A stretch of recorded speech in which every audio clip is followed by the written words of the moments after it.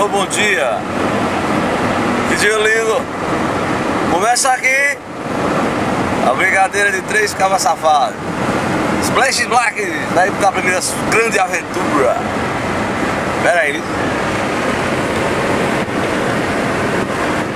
Fernandinho acabou de me pegar em casa, são 4h45 da manhã.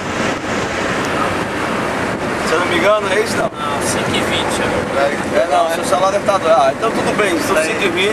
Tá em horário diferente. Aqui está grande Deus, aqui estamos na BR-230 a caminho do ponto de saída, que é o apartamento de mamãe. Mamãe! Estamos chegando, mamãe!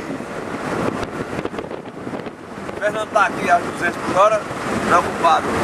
Lógico, um pouco pequeno atraso, que marcamos 1 hora, mas estamos saindo um pouco mais atrasado, mas isso é normal.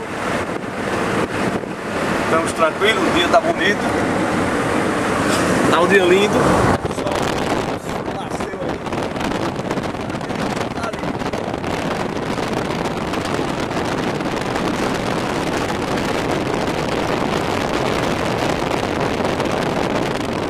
Esse trajeto que estamos fazendo é da minha residência até o apartamento, que é o ponto de partida de mamãe. Lá no Bessa. Ok? Então, câmbio, desligo e daqui a pouco a gente volta. Opa, a filmar.